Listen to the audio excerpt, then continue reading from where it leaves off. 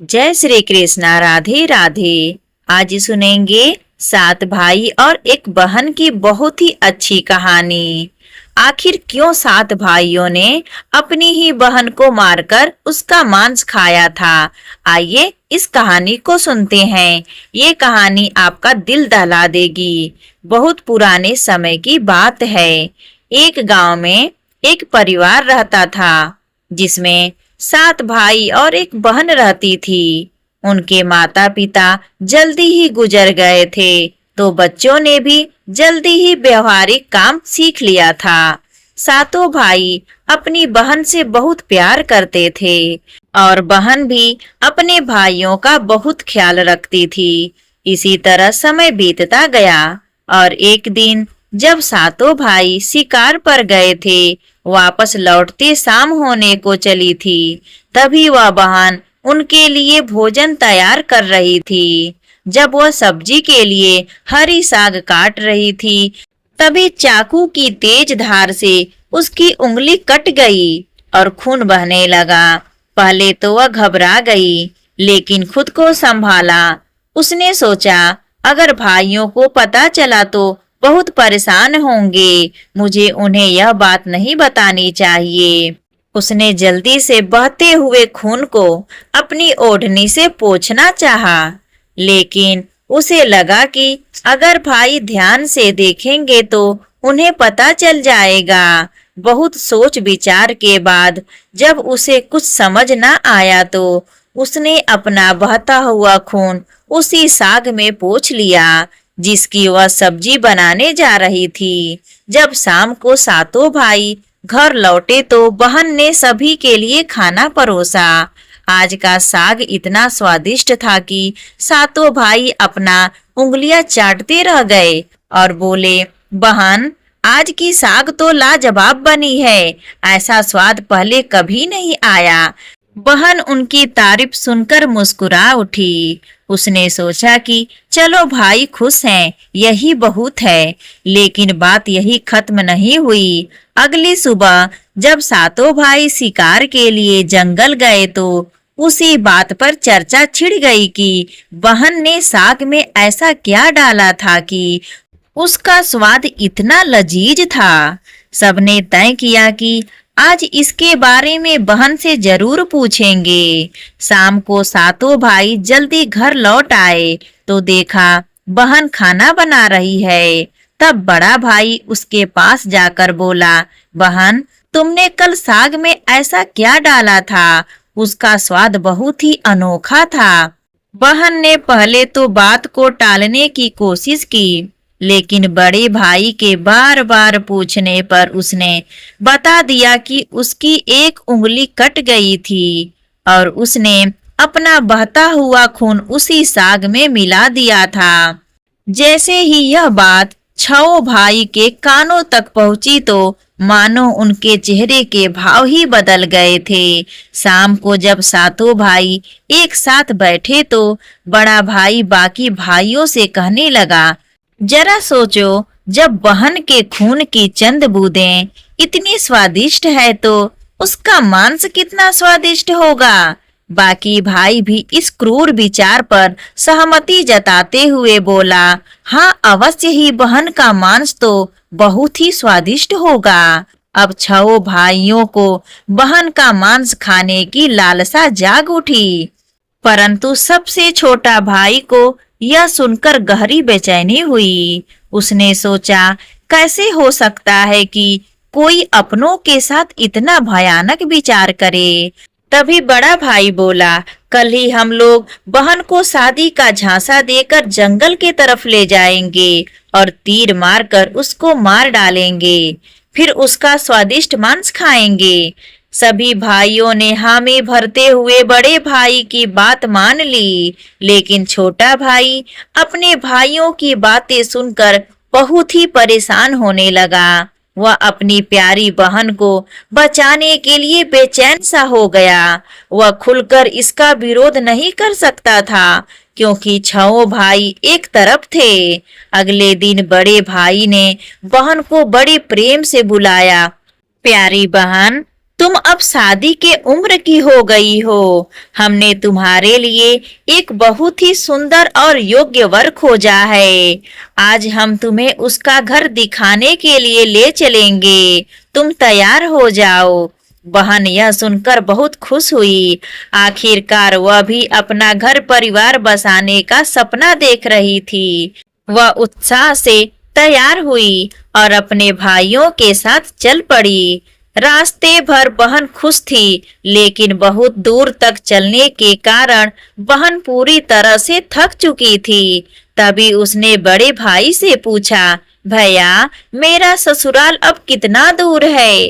बड़ा भाई मुस्कुराया और सामने की तरफ इशारा करते हुए बोला, देखो, वह रहा तुम्हारा ससुराल। वहां तुम रानी की तरह राज करोगी। बहन यह सुनकर बहुत खुश हुई और उत्साह से आगे की ओर बढ़ने लगी। लेकिन वह थोड़ा ही आगे बढ़ ही रही थी कि अचानक उसके सभी भाइयों ने उसे पकड़ लिया।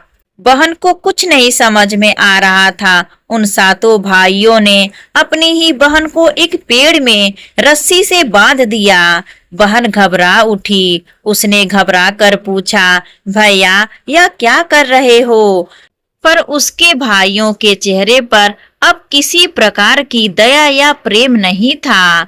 बड़े भाई ने आदेश दिया, इसे कसकर बांध दो। अपने सभी भाइयों को हत्यारे के रूप में देखकर बहन का हृदय दहल उठा। वह फूट फूट कर रोने लगी। बेचारी वह क्या करती, कुछ नहीं समझ में आ रहा था कि मैं अपनी जान को कैसे बचाऊं। और भगवान को याद करते हुए कहने लगी, हे भगवान, मेरे अपने ही भाई मेरी हत्या करना चाहते हैं। क्या इनमें से कोई भी मेरे लिए दया या प्रेम नहीं रखता? उसकी यह बातें सुनकर छोटे भाई की आंखें भर आई। उसका हृदय कांप उठा, लेकिन छओ भाई के खिलाफ जाने की हिम्मत उसमें नहीं थी। बहन को बांधने के बाद बड़े भाई ने सबको बारी बारी से उस पर बाण से प्रहार करने का आदेश दिया।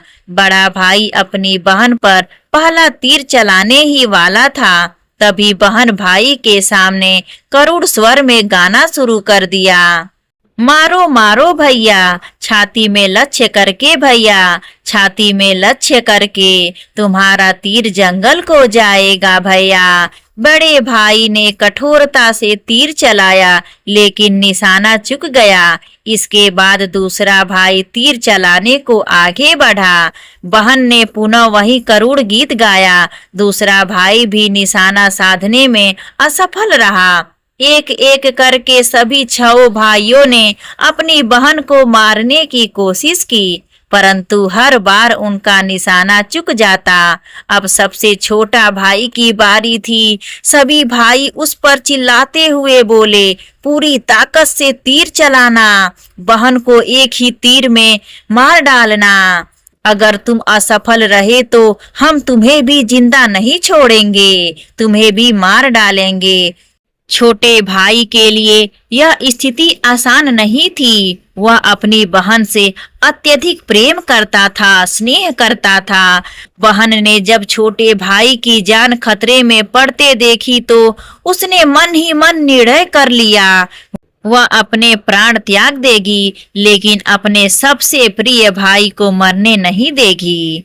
उसने मन ही मन ईश्वर से प्रार्थना की, हे भगवान, मेरे इस छोटे भाई का तीर मेरी छाती में भेदने में सफल हो जाए, ताकि इसे इन पापी भाइयों के हाथों मरना ना पड़े। फिर उसने करुण स्वर में ही वही गीत गाए, मारो मारो भैया, छाती में लक्ष्य करके भैया, छाती में लक्ष्य करके, तुम्हारा तीर मेरी छाती को भेद जाए। छोटे भाई की आंखों से अश्रुधारा बहने लगी, पर वह मजबूर था। उसने कांपते हुए हाथों से तीर चलाया।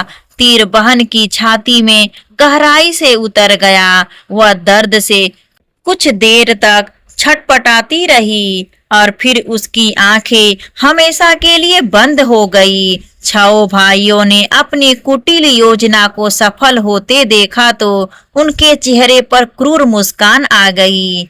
अब छह भाइयों ने मिलकर बहन के शव को टुकड़ों में काट डाला। बड़े भाई ने छोटे भाई को जंगल से लकड़ी और पानी लाने को कहा। छोटा भाई अंदर ही अंदर बहुत ही ज्यादा चिंतित था। उसकी आंखों के सामने उसकी प्रिय बहन के शव को टुकड़ों में काटकर उसके सामने ही पकाया जा रहा था, लेकिन वह असहाय था। जब वह जंगल गया तो पानी और लकड़ियों के साथ कुछ मछलियां और केकड़े भी ले आया। उसने मन ही मन सोचा, मैं अपनी बहन का मांस नहीं खा सकता, लेकिन अगर मैंने विरोध किया तो यह छह भाई निर्दयी मुझे मार डालेंगे। जल्द ही चावल और मांस तैयार हो गया और भोजन परोसा गया। सभी भाई मांस खाने के लिए बहुत उत्सुक थे। छोटे भाई ने चुपके से अपने खाने की जगह एक गड्ढा खोद रखा था। जैसे ही उसकी थाली में बहन का मांस परोसा गया, उसने बिना किसी को दिखाए मांस को गड्ढे में डाल दिया और मछली केकड़ा खाने लगा। बाकी के सभी भाई अपनी बहन की हड्डियां चबा रहे थे। जब सभी का पेट भर गया तो बड़े भाई ने छोटे भाई से कहा, अब यह जूठन साफ करो। छोटे भाई ने बहन की हड्डियां व बाकी अंगों को इकट्ठी किया और चुपके से उसी गड्ढे में डालकर मिट्टी से ढक दिया। समय बीतता गया, उस जगह से एक बांस का पौधा उग गया और धीरे धीरे वहां बांसों का समूह बन गया। फिर एक दिन एक संत वहां से गुजर रहे थे। तभी उनकी नजर बांस के समूह पर पड़ी, जो कि बहुत बड़ी और घनी थी और यह बाकी बांसों से थोड़ा अलग प्रतीत हो रहा था। तो संत ने सोचा, क्यों ना बांस से एक वाद्य यंत्र बनाया जाए, जिससे मैं गांव में घर घर बजाकर भिक्षा मांग सकूं। तो उन्होंने एक बांस काट लिया और उसे अपने साथ ले गए। संत ने उस बांस से सारंगी नामक एक वाद्य यंत्र बनाया और उसे बजाकर दिन भर लोगों के घर जाकर भिक्षा मांगते और बदले में खूब सारा उपदेश देते। एक दिन संत भिक्षा मांगते हुए उसी गांव में जा पहुँचे जहां वे सातों भाई रहते थे और अब तक छह भाइयों का विवाह हो चुका था, लेकिन सातवां भाई अभी अकेला था। वह अपनी बहन के दर्द को भूला नहीं था और इसलिए उसने विवाह भी नहीं किया। जब संत बड़े भाई के घर पहुँचे तो जैसे ही उन्होंने आंगन में कदम रखा, उनके सारंगी ने खुद ही गाना शुरू कर दिया। नहीं बाजो रे सारंगी, यही है दुश्मन सबसे बड़ा। बड़े भाई के घर में नहीं बाजो रे सारंगी, दया प्रेम सब छोड़कर रिश्ते में यही दाग लगाया। यह सुनते ही बड़े भाई के पसीने छूटने लगे। वह इस आवाज को सुनकर तुरंत कांप गया कि यह तो मेरी बहन की आवाज है, जिसे हम सातों भाइयों ने बहुत साल पहले मार दिया था। वह सोच सोच कर परेशान हो रहा था कि कहीं अगर गांव वालों को सच्चाई का पता चल गया तो क्या होगा। उसने तुरंत अपनी पत्नी से कहा, जल्दी से योगी को भिक्षा देकर विदा करो। योगी बिना कोई प्रश्न किए भिक्षा लेकर वहां से आगे बढ़ा। उसके बाद योगी बारी बारी से छह भाइयों के घर पहुँचे। हर बार जैसे ही वे किसी भाई के आंगन में कदम रखते ही थे, सारंगी फिर वही करूड़ गीत गाने लगता। नहीं बाजो रे सारंगी, यही है दुश्मन सबसे बड़ा। इन पापी भाइयों के घर नहीं बाजो रे सारंगी। सभी भाई बहुत परेशान होने लगे, इसलिए एक के बाद एक सभी भाइयों ने अपनी पत्नी से कहा कि तुरंत योगी को भिक्षा देकर विदा करो। अंत में योगी सबसे छोटे भाई के घर पहुँचे। जैसे ही योगी ने उसके द्वार पर कदम रखा, सारंगी ने अपनी धुन बदल ली और एक नई मधुर संगीत बजने लगी। बाजो रे बाजो सारंगी मेरे सबसे छोटे भाई के घर, मन की बात मन में छुपाकर युग युग से रख रहा है। बाजो रे बाजो सारंगी, यही है मेरे सबसे प्यारे भाई का घर। यह सुनकर छोटा भाई चौंक गया और सोचने लगा, यह तो मेरी बहन की आवाज जैसी प्रतीत हो रही है। फिर मन ही मन सोचा, नहीं, यह मेरा भ्रम है। लेकिन संगीत को बार बार दोहराने के बाद वह अजीब सा महसूस करने लगा। उसने तुरंत योगी को सम्मान पूर्वक अपने घर में बैठने के लिए कहा। छोटे भाई ने योगी का खूब सम्मान और जलपान से स्वागत किया। फिर उसने उनसे सारंगी की कहानी पूछी। योगी ने उसे बताया कि यह वाद्य यंत्र एक विशेष बांस से बना है, जो एक अज्ञात जगह पर जंगलों के बीच से उगे बांस के समूह से लिया गया था। यह सारंगी से उत्पन्न संगीत और योगी की बात सुनकर छोटा भाई सोच में पड़ गया और मन ही मन विचार करने लगा कि हो सकता है इस सारंगी से मेरा कोई गहरा संबंध हो। फिर छोटे भाई ने योगी से विनती की, कृपया यह सारंगी मुझे दे दीजिए, मैं इसे हमेशा अपने पास रखूंगा।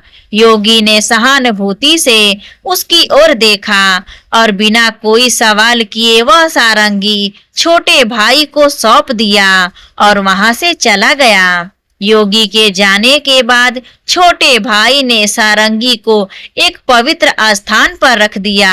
उसने उसे धूप दीप जलाकर सम्मान दिया, जैसे वह कोई पूजनीय वस्तु हो। लेकिन कुछ ही दिनों में उसने अपने घर में एक अजीब सा बदलाव महसूस किया। हर दिन जब वह काम से लौटता तो देखता कि घर के सारे काम हो चुके हैं। घर एकदम साफ सुथरा मिलता, बर्तन भी साफ होते। शुरू में उसने सोचा कि शायद कोई पड़ोसी या भाभियां मदद कर रही होंगी, लेकिन जब यह सिलसिला रोज रोज दोहराने लगा तो उसका संदेह बढ़ने लगा। उसने अपनी भाभियों के घर जाकर पूछा, क्या मेरी गैर मौजूदगी में आप लोग मेरे घर की सफाई करती हैं? भाभियां चौंक गईं। हमें तो अपने ही घर में कामों से फुर्सत नहीं मिलती, तुम्हारा घर हम कैसे साफ करेंगे? अब छोटे भाई की जिज्ञासा बढ़ गई। उसने सच जानने का फैसला किया। जब रात हुई तो वह बिना आवाज किए घर के एक अंधेरे कोने में छुप गया। आधी रात के करीब एक हल्की सरसराहट सुनाई दी। छोटे भाई की सांसें थम गई। कुछ ही क्षणों में सारंगी से हल्की रोशनी निकलने लगी। अचानक सारंगी के भीतर से धीरे धीरे एक परछाई सी उभरी, जो धीरे धीरे एक लड़की की आकार लेने लगी। छोटे भाई ने जो अपनी आंखों से देखा वह अविश्वसनीय था। सारंगी से एक सुंदर युवती प्रकट हुई, लेकिन जब वह दिए की रोशनी में आई तो छोटे भाई का दिल जोर से धड़क उठा। वह युवती बिल्कुल उसकी मृतक बहन जैसी दिख रही थी। वह चुपचाप घर की सफाई करने लगी। उसने एक एक सामान को उसके सही स्थान से लगाया, बर्तनों को धोया और फिर घर की सफाई करने लगी। उसकी हर हरकतों में अपनापन था, जैसे वह किसी अपने के घर को सहेज रही हो। युवती ने धीरे धीरे अपने काम खत्म किए और फिर जैसे आई थी वैसे ही सारंगी में समाने लगी। छोटे भाई हिल भी नहीं पा रहा था। जब वह पूरी तरह सारंगी में समा गई तब जाकर उसने राहत की सांस ली। अगले दिन उसने यह रहस्य अपनी बड़ी भाभी को बताया। बड़ी भाभी कुछ देर चुप रही, फिर गंभीर स्वर में बोली, अगर यह सच है तो मैं तुम्हें एक उपाय बताती हूँ, तुम ध्यान से सुनो। जब वह सारंगी से बाहर आए तब तुम तुरंत उस सारंगी को आग में डाल देना। और उस पर गंगा जल छिड़क देना। इससे वह आत्मा अपने पुराने शरीर के बंधन से मुक्त हो जाएगी। लेकिन याद रखना, अगर तुम यह करने में जरा भी देर करोगे तो शायद वह हमेशा के लिए गायब हो जाएगी। छोटे भाई ने भाभी की बात को गंभीरता से लिया। उसने तय किया कि आज के रात ही वह यह उपाय करेगा। रात होते ही वह फिर से उसी जगह छुप कर बैठ गया। इस बार वह पहले से ज्यादा सतर्क और तैयार था। उसकी आंखें सारंगी पर टिकी हुई थी। तभी वही हल्की सरसराहट हुई और सारंगी से वही रोशनी निकली। धीरे धीरे उसकी बहन फिर से प्रकट हुई। उसने हमेशा की तरह घर की सफाई शुरू कर दी। जैसे ही युवती ने अपना अंतिम काम पूरा किया और वापस सारंगी की ओर बढ़ने लगी, छोटे भाई ने झट से सारंगी को उठाया और उसे आग में डाल दिया। सारंगी जलते ही उसमें से एक तीव्र रोशनी फूटी। पूरे कमरे में उजाला फैल गया। युवती अचानक रुक गई। तभी छोटे भाई ने बिना समय गवाए तुलसी जल की बूंदें उस पर छिड़क दी। जैसे ही तुलसी जल की बूंदें उस लड़की के ऊपर पड़ी, अचानक एक चमत्कार हुआ। धीरे धीरे वह मानव रूप में परिवर्तन होने लगी। छोटा भाई एकदम चौंक गया। वह अपनी आंखों पर विश्वास नहीं कर पा रहा था, जिसे वह एक दर्दनाक हादसे में हमेशा के लिए खो चुका था। आज फिर से वही बहन उसके सामने खड़ी थी। आंसुओं की धारा उसकी आंखों से बहने लगी। वह दौड़कर अपनी बहन से लिपट गया। बहन भी भाई के गले से लिपटकर जोर जोर से रो पड़ी। दोनों एक दूसरे को देखकर फूट फूट कर रोने लगे। छोटे भाई ने अपनी बहन का हाथ थाम लिया, जैसे वह कभी उसे दोबारा खोना नहीं चाहता था। लेकिन यह कहानी यहीं पर खत्म नहीं हुई। छोटे भाई ने तय किया कि वह अपने 6 भाइयों को उनके पापों का एहसास करवाएगा। छोटे भाई ने पूरे गांव वालों को इकट्ठा किया। उसके चेहरे पर दर्द और आंखों से आंसुओं की धारा बह रही थी। उसने कांपती आवाज में कहना शुरू किया, आज मैं आप सभी को एक बहुत बड़ा सच बताने जा रहा हूँ। एक ऐसा सच जिसे सुनकर आपके रोंगटे खड़े हो जाएंगे और आपका अपने ही परिवार से भरोसा उठने लगेगा। कोई अपनों के साथ भी ऐसा कर सकता है क्या? लेकिन मैं ऊपर वालों से यही दुआ करता हूँ कि ऐसा किसी के साथ ना हो। फिर छोटे भाई ने बताना आरंभ किया, मेरी बहन जो वर्षों पहले मर चुकी थी, उसकी मौत कोई हादसा नहीं था, बल्कि मेरे अपने ही 6 भाइयों ने उसे शादी का झांसा देकर जंगल में ले जाकर मारा था और मेरे ही हाथों बहन की हत्या करवा दी। इतना ही नहीं, उन्होंने उसके शव को टुकड़े कर उसके मांस को पकाकर खा भी लिया। इतना सुनते ही गांव वालों की सांसें थम सी गई। फिर छोटा भाई बोला, लेकिन पता नहीं यह ईश्वर का कैसा चमत्कार है। मेरी बहन जो वर्षों पहले इस हादसे का शिकार हुई थी, वह आज भी हम लोगों के बीच बिल्कुल सही सलामत खड़ी है। इतना बोलकर छोटे भाई ने अपनी बहन को आवाज दिया, आओ बहन, सबके सामने आओ। बहन धीरे धीरे आगे बढ़ी। जब वह सबके सामने आई तो उसे देखकर सभी की आंखें फटी की फटी रह गई। किसी को भी अपने आंखों पर यकीन नहीं हो रहा था कि जो लड़की वर्षों पहले मर चुकी थी, वह आज उन सबके सामने खड़ी है, बिल्कुल वैसे ही जैसे पहले थी। किसी को भी इस चमत्कार पर भरोसा नहीं हो रहा था। लेकिन सच तो यही था कि उसका पूर्ण जन्म हुआ है। गांव वालों को छोटे भाई की बातें सुनकर और उसकी बहन पर हुई अत्याचार को देखकर सभी की आंखें नम हो गई। बहन की पूर्व जन्म की बात जब छओ भाइयों तक पहुंची तो मानो जैसे उनके पैरों तले जमीन से खिसक गई हो। इधर गांव वालों ने आपस में बात कर रहे थे कि इन दरिंदों को समाज में रहने का कोई अधिकार नहीं। जो अपनी ही बहन को मार कर खा सकते हैं, वो गांव भला इन राक्षसों से कैसे सुरक्षित रहेगा। हमें अभी के अभी इन राक्षसों को गांव से बाहर निकालकर हटा देना चाहिए। अब लोगों का गुस्सा सातवें आसमान पर था। गांव के बड़े बुजुर्गों ने विचार किया कि हमें इन पापियों को सजा देनी ही होगी। अगर आज इन्हें छोड़ दिया गया तो पता नहीं आए दिन यह किसके लिए कब और कैसी मुसीबत बन जाए। तभी बड़े बुजुर्गों का आदेश पाकर गांव के कुछ लोग छओ भाइयों के घर गए और उनको घसीटते हुए सभी के सामने ले आए। डर के मारे सभी भाइयों की हालत बहुत ज्यादा खराब हो चुकी थी।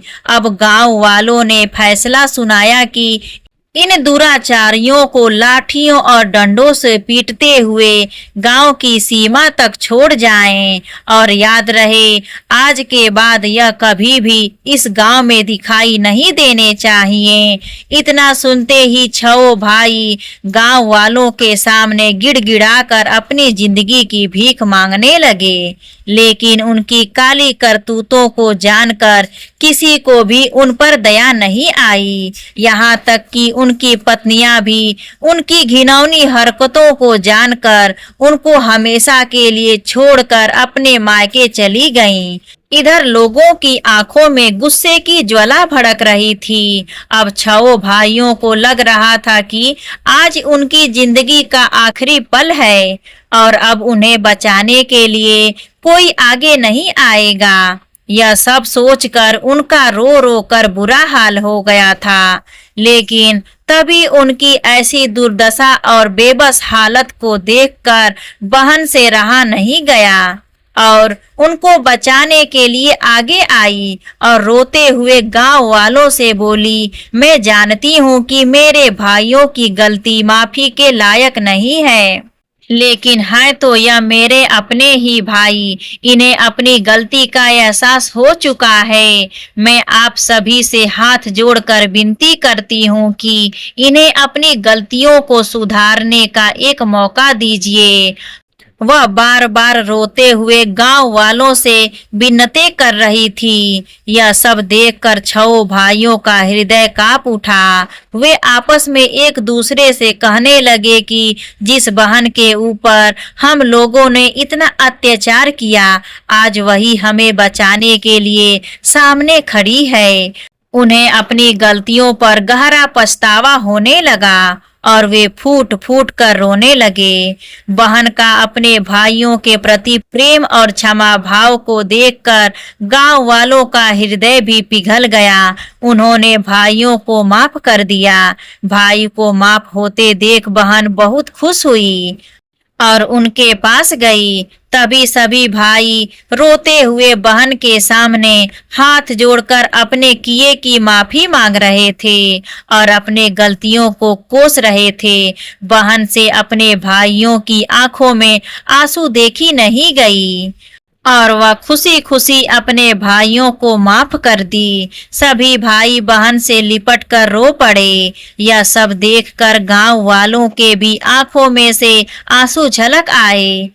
अब सभी भाई बहन को लेकर अपने घर को लौट गए। अब सभी भाई अपनी बहन से अत्यधिक स्नेह करने लगे और पहले से भी ज्यादा अपनी बहन का ख्याल रखने लगे। वे हंसी खुशी अपनी जिंदगी बिताने लगे। यहाँ पर 7 भाई और 1 बहन की दर्द भरी कहानी समाप्त होती है। अगर आपको यह कहानी अच्छी लगी हो तो प्लीज हमारे चैनल को सब्सक्राइब जरूर करें और इस वीडियो को अपने दोस्तों के साथ, परिवारों के साथ शेयर जरूर करें। धन्यवाद।